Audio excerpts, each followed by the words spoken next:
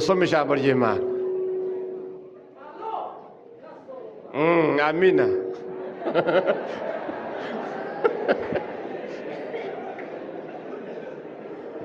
Uzuzwa nta ngorane. Bwana zifiwe. Tunyaruke muri Zaburi ya 22. Zaburi ya 22.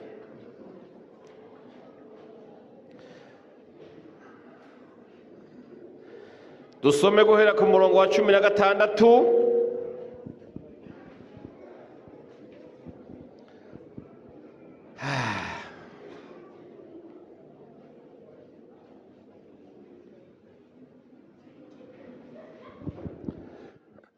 Haravuga ngo kuko imbwa zinkikije nturabe mu mbavu zawe. Ndabazi ingene mumeze. Ni ijambo nsomye, Imana ishimwe cyane. Kuko imbwa zinkikije umugwi w'inkozi z'ibibi wankikuje, bantoye ibiganza n'ibirenge, nshobora guharura amagufa yanje yose, bandaba bankanuriye amaso. Bagabura impuzu zanje, bakoresha ubupfindo ku mwambaro wanje, ariko ntumbe kure Uhoraho we, yewe muvunyi wanje, tebuka untabare. Kiza ubugingo bwanje inkota, ico mfitiye igishika ugikize ububasha bw'imbwa.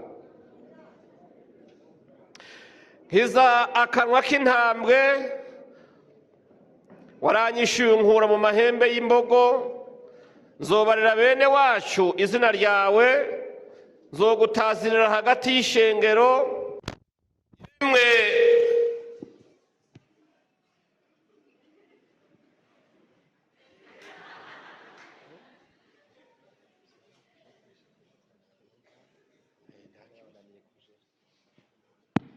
hiyo hejuru ni gutega.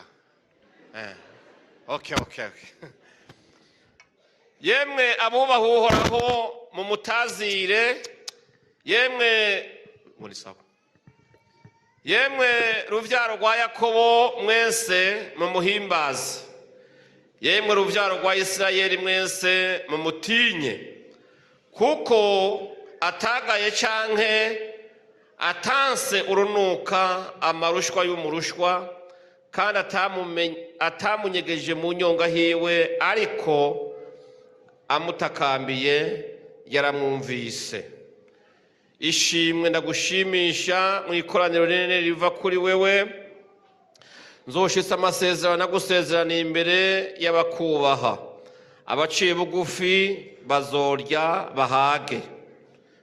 Ndabifurije kujya mu gahaga. Abaciye bugufi bazorya bagire gute? Abarondera Uhoraho bazomuhimbaza, imitima yanyu irambe ibihe byose. Amen. Haleluya. Uyu yari Dawidi. Iyi Zaburi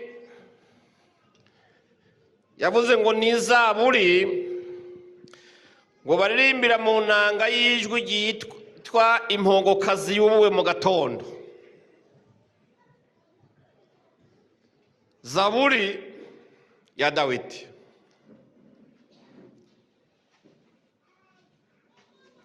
Igitondo kimwe yasanze agoswe n'amagorwa, agoswe n'ivyago biturutse impande zose. Bitwereka yuko atabutabazi yabona ahantu na hamwe bwozanana, kuko araho yavuze ngo abahigi ngo bamutaye hagati yabo n'ubuhiri n'imbwa zabo ziri hejuru yiwe. Yavuze ngo ameze nk'impongokazi yubutse mu gitondo. Ini Bujumbura ngira nta mashamba menshi yahabaye ngo abantu bamenye ivyo guhiga ingene bimeze. burya abahigi mu guhiga impongokazi igituma bazinduka cyane baba bagomba basange inda y'amaganga icuzuye itarashobora kuganga, kuko iyo itaraganga ntishobora no kwiruka. Bakayikikuza bayisanze mu kibundi ahantu, iraremerewe, inda y'amaganga iruzuye kandi ntishobora kwiruka. Abahigi bavuza amacumu, abandi bavuza ubuhiri, imbwa zayikikuje ziriko zirayimokera. Dawidi ngo arabe ingene abansi bamuhagurukiye, agereranya amagorwa yiwe n'amagorwa y'iyo mpongo yubutse mu gitondo. Imbere nta mutabazi yabona, nta n'inzira y'ubuhungiro yabona, mu mbavu hose ntaho yari guca, ndetse abantu bamaze gushira impongo hagati kenshi abahigi bazi yuko idahava yiruka, baba bamaze no kugira inama y'ingene baja kwigabangana. Imana dufashe. Dawidi rero yishira muri ico kigereranyo c'impongokazi yubutse mu gitondo, ikikujwe n'abagomba kuyica, ikikujwe n'ubuhiri, ikikujwe n'imbwa, ikikujwe n'abansi. Ariko Dawidi, mube mw'abantu b'Imana, mube mwitoza, mwimenyereze gusenga. Gusenga ni kwiza. Imana ishimwe cyane. Nta kintu nabonye kinanira gusenga. Nubwo yabona tanzira, ntiyohamagara mwene wabo, ntiyohamagara inshuti, ntiyohamagara abakunzi, ntiyokwikorana ku bubasha afise, ntabona ikintu na kimwe kimutabara. Dawidi ngo abone hirya hose haruzuye haragose nta kayira, arangamiza hejuru yibuka ko hari Imana. Ureke ndakubwire, isi niyagucanga ikakugosora neza, abagenzi bakakuzinukwa, inshuti zikaguta, amashuri wiza akanga, amafaranga ufise ukabona ntiyogutabara, n'icubahiro ufise ubana cyo kubuza kurira, ukarara ukanura kandi uri nyakubahwa. Ntugacike inkokora ngo uvuge ngo ndapfuye birarangiye. Haleluya. Dufise Imana izi gushira inzira n'ahatagira inzira. Hajya ubona tanzira ihari, inzira y'Imana yohaca. Imana ishimwe cyane. Haleluya. Dawidi arapfukama arasenga, abwira Imana. Imana ishimwe cyane. Aravuga ati, Mana, imbwa zirankikuje, inkozi z'ibibi zantaye hagati, ariko nubwo biri uvyo, ndakwinginze uri mu ijuru, gira icyo ukoze untabare. Imana ishimwe cyane. Haleluya. Bwana sifiwe.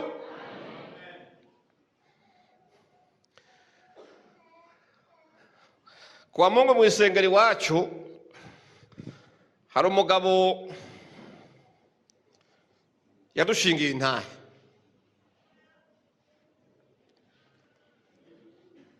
Tumaze iminsi turiko turakira abantu bakizwa, kandi kiryoshe harimwo n'abayisilamu. Noneho rero uyo muntu muzi ibyaciye mu gihugu cyacu mu myaka yahera ingene bimeze, indyane z'amoko n'intambara zabayeho. Wewe yari muri wa mugwi w'abitwa basaya kera, sibyo? Kera iyo okera si ubuvubu, kera. Noneho agwa mu bansi, abasirikare baramufata. Bamufashe bamubwira bati, itegeko dufise dufashe umuntu ameze nkawe ni ukumuhamba abona.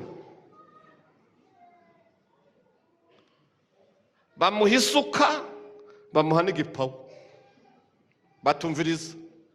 Iryo teka ikindi rivuga, n'ukukwimbira ntitukwimbira, uriyimbira. Oya, mbwira wewe, injira mu mutima w'uwo muntu kuri iyo saha.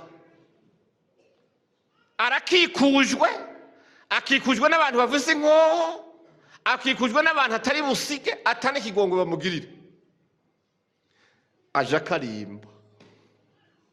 Uko yimba ageze hepfo bamubwira bati, banza ujeyo. turabo ikinogo kigera. Bimwe bita mu Kirundi neza neza kwimba wigera. Akurukira bagasanga kiracyari mu kiyunguyungu bativayo. Subira wimba. Arimba kugezaho nyene ikinogo kigeze adugije ukuboko kigera hejuru. Baravuga bati aho kigeze hose turabona ivu rirajamwo, reka dufurire. Imana akimana ni nziza. Shefu wa babandi bariko bamwimbisha ikinogo bagomba kumuhambayo. Sinzi ukuntu Imana yahinduye ubwonko bwiwe, imuremamo umutima mushasha iyo segonde nyene. Uwari yateguye kwica uwo muntu aba ari Imana ikoresha ngo amutabare. Noneho yatubwiye ngo wa muntu ngo avuga ngo mu kuboko ngo turabaho kuboko kugera ngo arakumuha. Amaze kukumuha ngo amushinga icyara mu kiganza. Muzi yuko abarundi mu gukeburana baryana ugwara, siko bagira? Imana ishimwe cyane. Twebwe kera iyo hari inzoga canke habaye urubanza ukavuga uti rero harageze ko abantu mutaha tugira twugarire, ugaherekeza abantu ukavuga uti rero murarane n'Imana ni sawa, ariko ugomba ugaca umujyi ugwara ati mera nk'ushika imbere ucugaruka. Ni ugwara gusa nico wawe umubwiye. Niwe yasezera mu bambere akavuga ati yego yego mushiga nta yego na hejo tuzoba tubonana turumvirana kugira he morara abandi batahe. Nawe akagenda yashika imbere agaca asoboka kasa. Kubera iki? Ugwara gusa, nta rindi jambo ryavuzwe, ugwara. Abantu mutavumvye bashabwe ntavyo mwambaye. Noneho wa muntu amurya ugwara amenya ngo aramukebuye. Amurya ugwara ngo amare ngo aratambikiza. Amubwira ati nta yindi nzira ihari. Inzira ihari ca munsi y'amaguru yanje nyene, uca ugenda utumbereye ukunyene wiruke, ibisigaye n'akazi kawe. Aravumbuka ariruka. Bajya abagabo nabo ntiborasa shefu atababwiye. Baguma aterega mu shefu, taterega aragiye ati oya rindira gatoya, abaragiye. Shatse kukubwira ngo ahatagira inzira Imana yohashira inzira.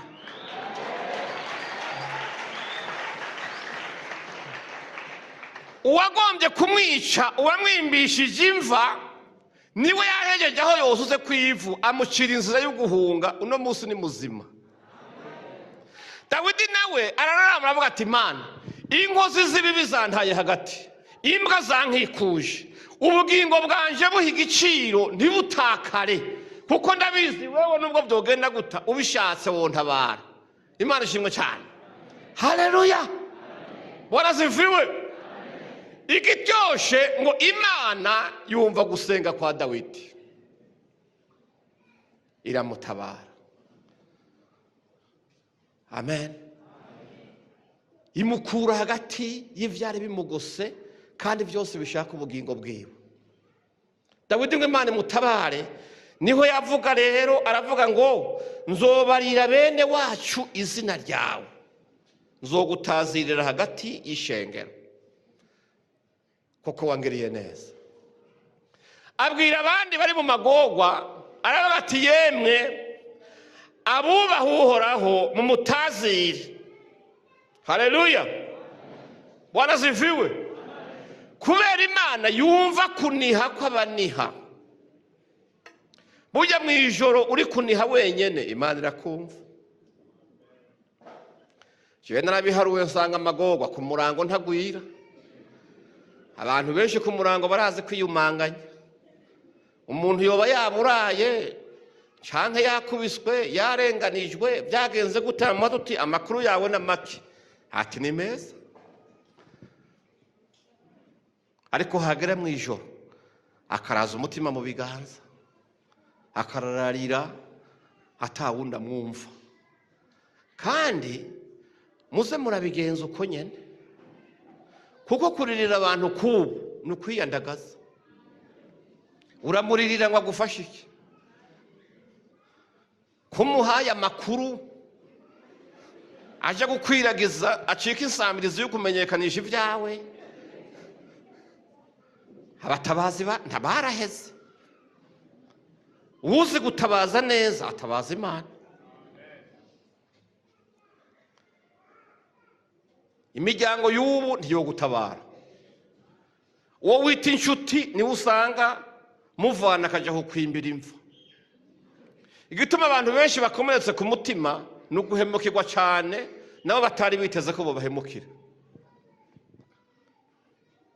Imana dufashe cyane. Mumenye gutabaza Imana, gusenga, kwinginga Imana. Imana ishimwe cyane. Dawidi Imana iramutabara, ahimbaza Imana, abwira abandi ati ntimucike intege, abubaha Uhoraho mukomeze mu mutazire, mukomeze mu muririre, mukomeze mu mwambaze. Niwabona atanitavye uyu munsi ntugire ngo yiciye amatwi, ariko aravyumva.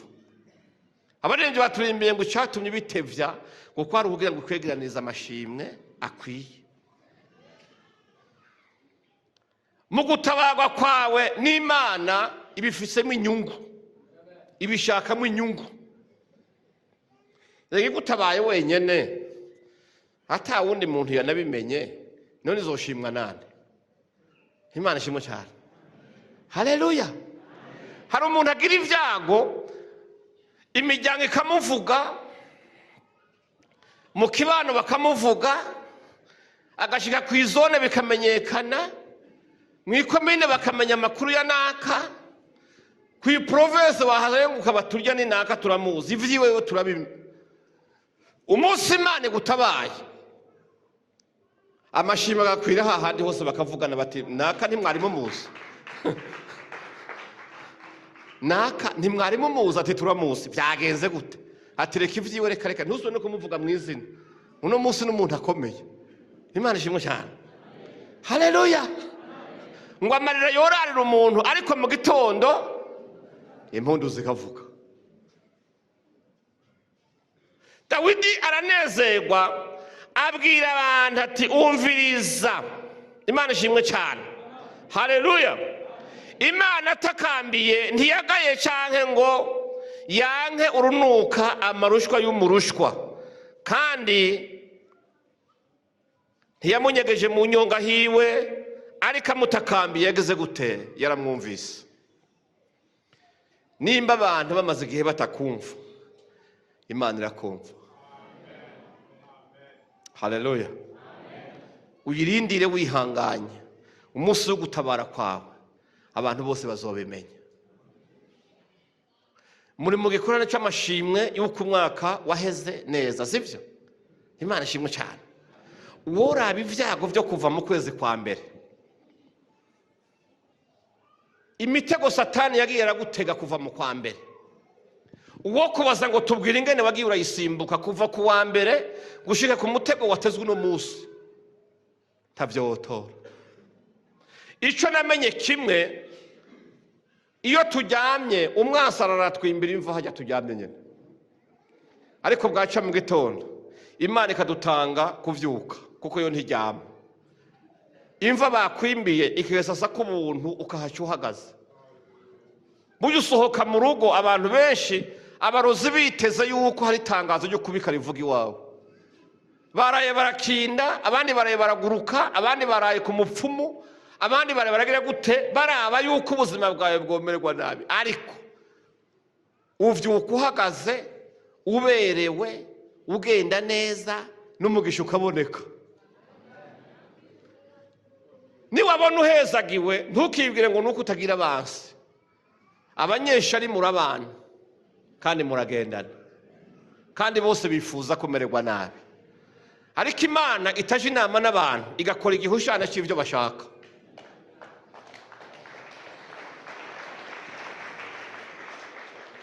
Nigaze kuvuga ngo ndashimira Imana yahisemo kutagisha inama abantu kubikwerekeye. Umunsi Imana yohanuza abantu kugira igirira neza abandi bantu, nta muntu n'umwe yomererwa neza, kuko umuntu ntiyifuza iciza kijya ku wundi. Imana ishimwe cyane. Haleluya. Numvise akantu kamwe umuntu ariko atwigisha igihe kimwe ngo umuntu yari mu masengesho burya n'abasenzi hari igihe bagira ishyari kandi bari mu masengesho umuntu agasengana abadayimoni b'ishyari akisonzesha ya 21 akarinda yamara uwo mudayimoni bakisenga ntuzi noneho ngo ijwi ry'Imana riramwongorera ngo mbwira ikintu no gukorera ariko uyo mugenzi wawe muri kumwe ndakimukorera kabiri. Ayo babona ishara yumvira ati nkavuga ngo mpimodoka aca muhaza ibiri, ninavuga ngo mpinzu amuhaza ibiri, nkavuga ngo mpinka amuhaza ibiri, n'ubundi aguma nduta. Aramubwira ati Mana ikintu nifuza wonkorera uyu gace ukimukorera kabiri nkura mu ijisho rimwe. Kuko yavuga ati jewe intwa ijisho rimwe we mutwara yose.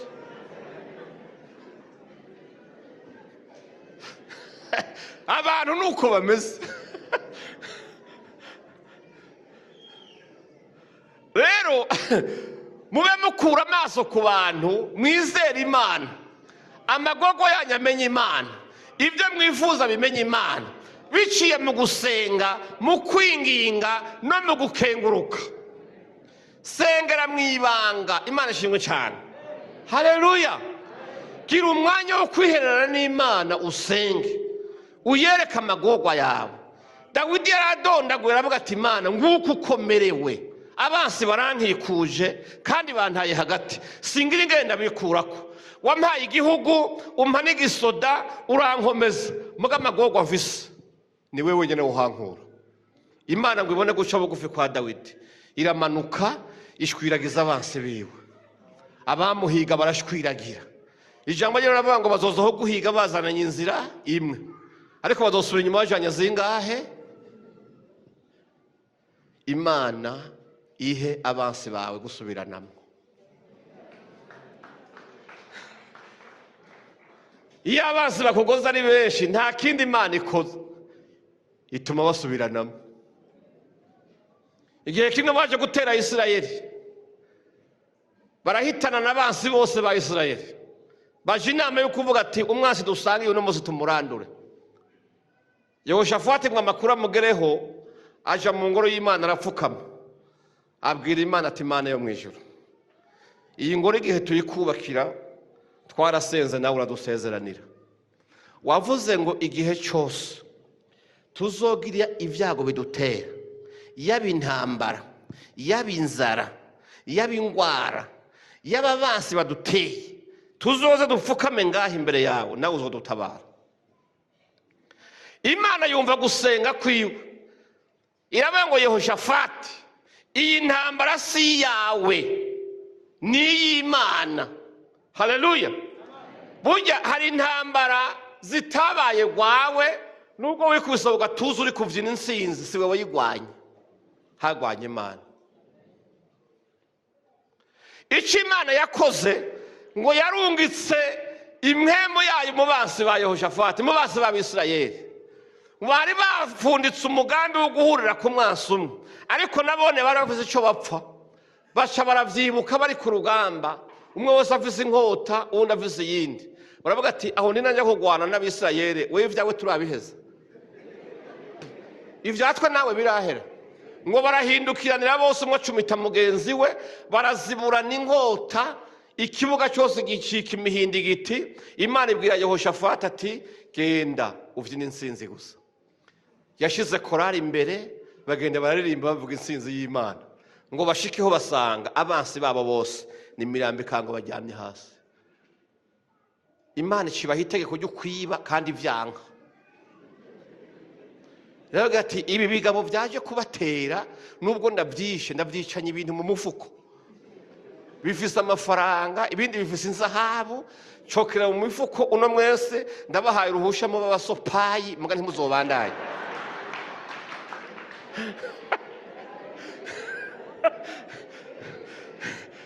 Barasopa kabisa imifuko y'abazi yose, ibyabo barabitwara bahimbaza Imana. nshuti yanjye, urugero rwawe rwo guhimbaza Imana ku byiza yagukoreye ni ibihe? Urazi mu mwaka umwe abantu bahambwa ingene bangana? Hari umunsi n'umwe ukuzimu kutabika abantu? Hari umunsi n'umwe? Wowe kuba utabayeho abapfuye bose bagusumva imyaka? Mbariza uwo mugenza, abapfuye bose bahambwe uyu mwaka, we kutarimo bagusumva imyaka? We ko indwara urwaye bakubariye yuko ari indwara itazokira, ariko uwundi yafashwe bukumba kararapfuye, wowe uracariho kubera iki? Kandi yawe ari ikaze.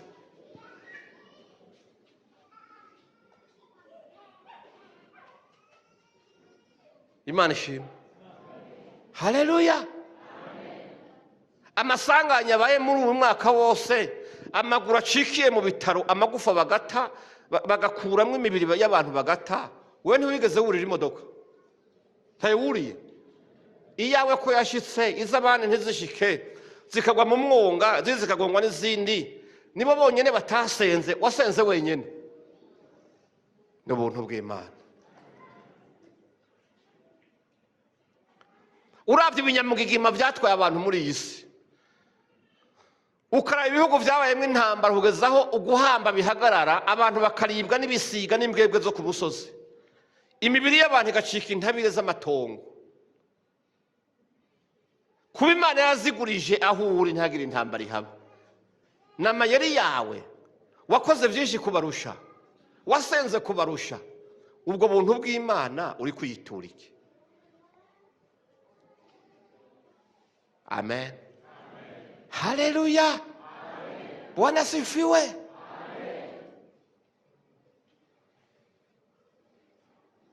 Amen. Ko mwegereye ibitaro by'abasazi, ntibiraha hafi ga? Wovuga yuko bajya babirimwe babigiyemwo bose arabagusumbya ingorane?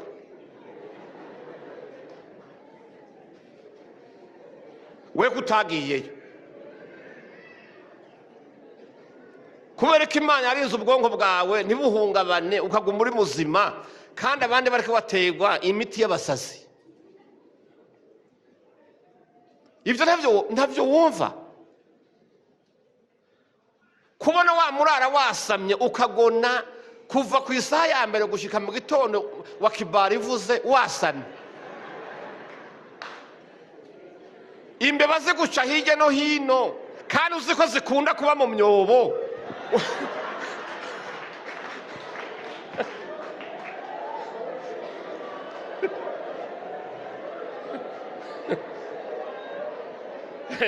Imana idufashe. Bukarinda buca ataye kugiye mu nda, ninde yabikoze? Si Imana? Wovuga gute ingene izunguruka irokera mu myobo yose ikareka gwawe gusa, kandi usinziriye utayibona? Tukaryama amazuru arangaye, turi kumwe n'inyenzi, turi kumwe n'ibinyegeri, mugabo bikaduca hirya ntibiduge mu bwonko ngo dusare. Kuba utarasara n'ubuntu bw'Imana.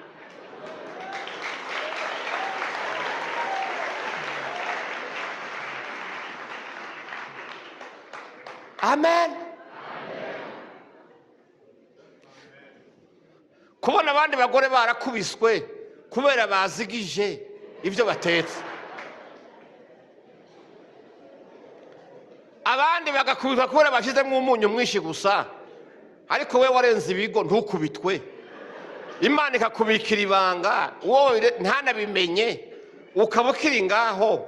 Ariko ntiwumva ko ukwiye guha ibishimwe Imana nubwo nyene hari ukuntu.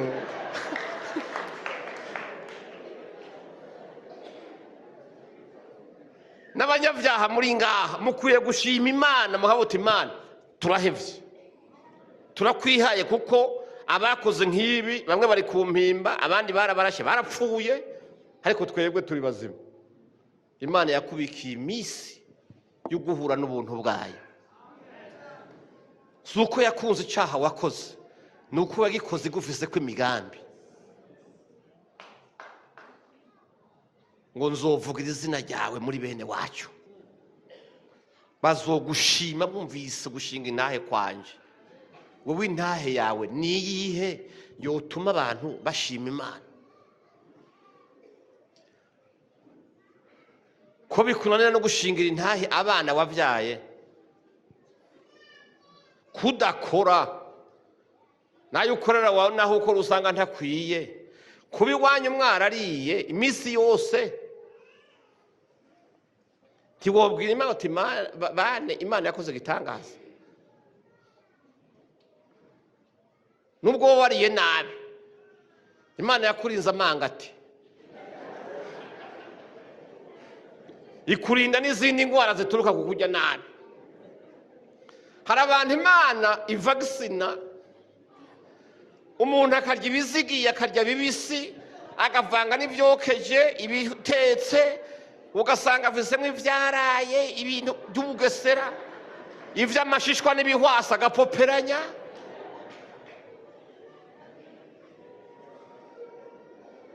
Ukumva arajyana arisinziriye n'amahoro. Ariko uwariye ifi, akajya n'ubushaza butoto, akajya n'amavuta y'ibihobe, akajya inyama nziza, ukamwumvira kwa muganga bariko baramubaga ngo yagize intoxication alimentaire, ngo yariye utuntu ngo tumugwa nabi. Wiyumvira ibintu yariye n'ibyo wariye.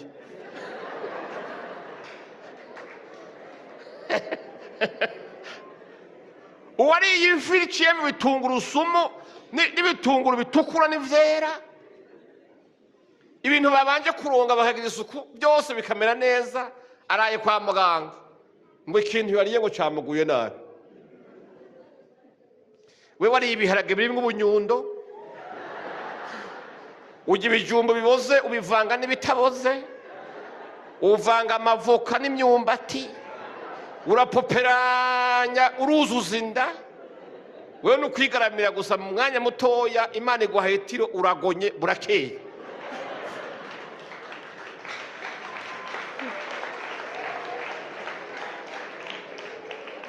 Mugabo wariye agafi yariye neza, basobye no ku isahani yera, ibintu bimeze bamuhaye imbugita ishano ryose na serviette, aragwaye. Mbwira ingene wewe wokomera akabari wagwara atari ubuntu bw'Imana. N'umukene afise ishimwe ry'Imana.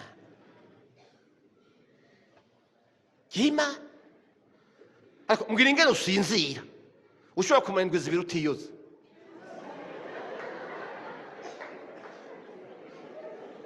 Umubiri udahema, wuzuye amaga, ubuhoma bwarakwishe, ibimeme byaragarekeranye hagati y'amaguru, n'uwo kunyukuza ugwiri ntiwokomereka kubera ufise iyindi kushe yo hejuru yo hejuru. Umwanda nk'uyo ukawuryamana, ugaca uryama no mu kirago kirimo ibihere, kirimo imbaragasa, byose bikakurira icyarimwe, mugabo mu isaha imwe ukaba uri kuragona. Iyo vagise wayikuye, bwaca mu gitondo ukabwira abantu ibyo waraye urarota. Uruzi kurota ibyo ari byo, uba wasinziriye neza, itire wagimbitse, urimo neza neza, uri mu kirago kirimo ibinyamugera, ibihere n'imbaragasa bikuja mu matwi ukagona, ugasinzira, ukarota. Ujyanye mu gitanda c'imiliyoni amajana n'imatera zigira masaje n'utuziki tuyamira tutavuga kugira ngo asinze amererwe neza, ariko agaturumbura amaso.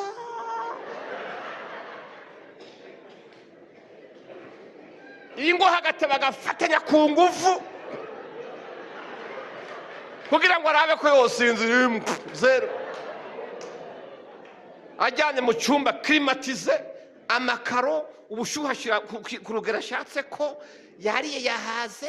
Hirya hari agafurigo karimo utuntu bamuraje utwamwa mu gasahani ahantu dukanye, utuntu twose n'isaha birapanze. Imbwa ziri mu rugo, abanyezamu bari ku irembo.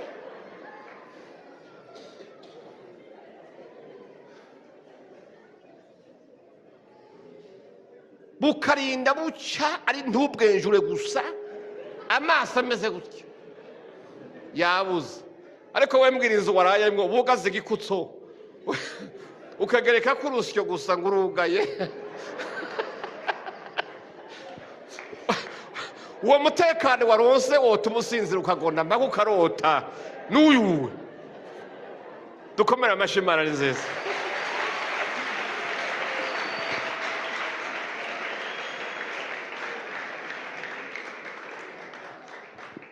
Imana ni nziza. Ngo tuzovuga ibyaha tubibwire bene wacu. Amen. Haleluya. Mperutse kuvuga ubutumwa mu gihugu cy'Ububirigi, bari bantumiye. Nari najanye na sheri wanje. Kubera harakanye sinari kumusika.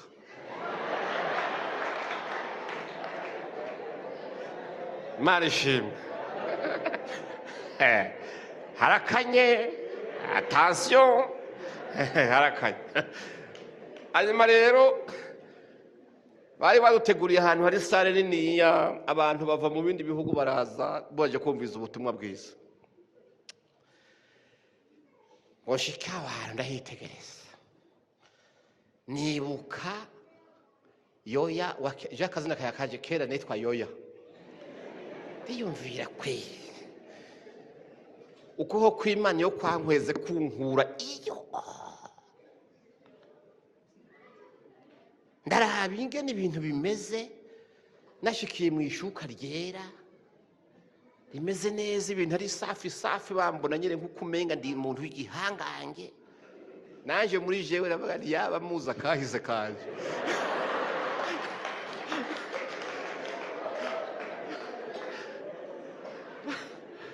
Imana yigombye ukubahisha urubahwa kwe. Imana ishimwe cyane. Ngo mari bamwe ndabaraba ntibasha, mwese ndababwire ntimuze mwibagire iyo mwavuye. Bamwe muraza amashamba mwaciyemo, ibindi ngene byagaze murabize. Mube mushima Imana ko amadubu atabaririye mu nzira. Abandi nabo ntimuzoshikine ngo mubeshe mwese ngo muvuka mu Irohero. Bamwe nabe wacu nabamenye.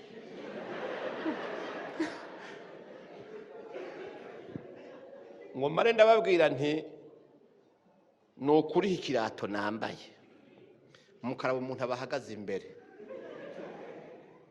ibirenge byanje amano yabyo wogira n'imizi ya tangawizi.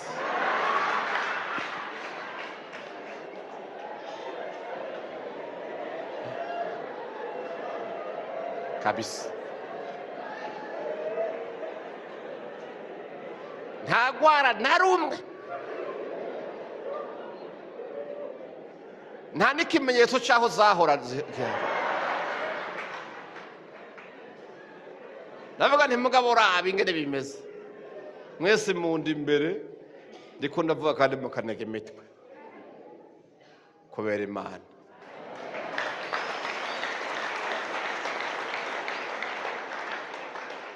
None Imana yankoreye ivyo, wewe yoreka kubigukorera kubera iki? Imana yangiriye neza kuri urwo rugero, uzi kugira ubuhoma kugezaho naho ukomereka ntuvyumve. Umuntu yakujya ikinuma ntumenye ko bakuriye ikinuma. Mugabo no munsi rabo ngene meze.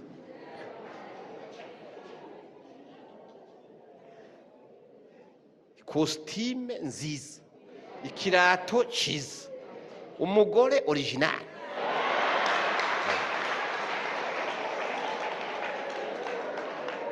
Ijambo ry'Imana safi kabisa kubera Imana.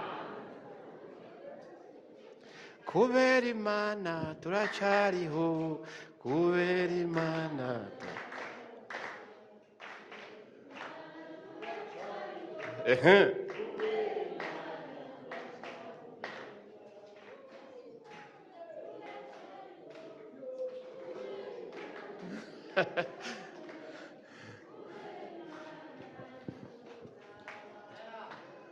bwira mugenzi wawe uti ni kubera imana ati ni kubera imana.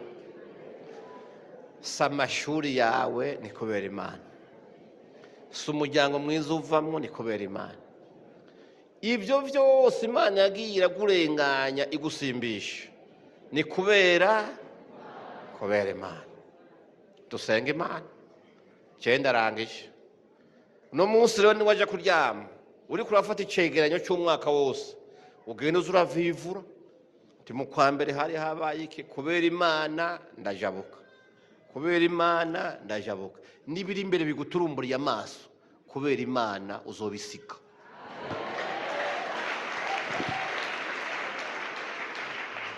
Dusenga imana, duhaguruke dusenga imana.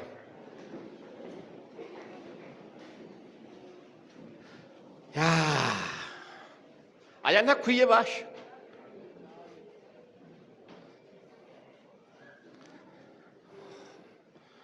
Katugarukiriza aha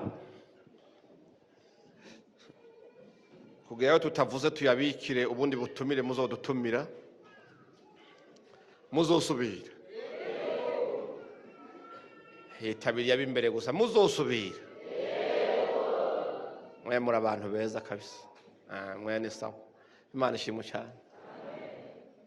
Ariko uri kuratambuka ugenda mu modoka uri mu birukora, ibyo uzobona byose uvuga uti ni kubera imana. Bizogufasha kutishira hejuru, bizogucisha bugufi, imana ishigwe hejuru. Kandi ibyo ni wabishobora, imana izogendana nawe. Hageze aho bakuburanya izokuburanira kubera umwavoka, mu ntambara ikubera umugabisha w'intambara, iguha insinzi no mu ngwara zidakira wowe uzikire, ibitero bihitana abandi bigusiga uhagaze kubera imana. Mwami turagushimiye mu izina rya Yesu Kristo. Ishimwe n'icyubahiro byose bikomeze kuba ibyawe. Warakoze, wabanye natwe, wagendanye natwe, waraturinze, uratuzigama, uduha amahoro, uduha umutekano, uratugaburira, uratwambika, uturinda indwara. Turacariho, turi imbere yawe. Taco twarusha abandi mwami bamaze gushengera bakava muri iyi mibiri, ariko mwami twebwe kubw'imigambi myiza ukidufitiye uracatwihanganiye kandi uracatubabarira. Watubikiye imbabazi kuko mwami ugomba yuko tuzorangiza amahoro tukabana dukorana nawe nyagohora ku ngoma. None mwami icyubahiro n'inganji byose bikomeza kuba ibyawe. Reka amahanga yose amenye kugira neza kwawe. Reka tubwire amahanga yose gutabara kwawe, tuvuga ubukuru no gukomera nyagohora ku ngoma. Icyubahiro n'inganji byose tubihe wewe mu izina rya Yesu Kristo. Dusenze twizeye, tugukomera amashi, tukuvugiriza impundu mu izina ryawe gera Yesu. Amen. Imana nibahezagire kandi Imana ibagirire neza.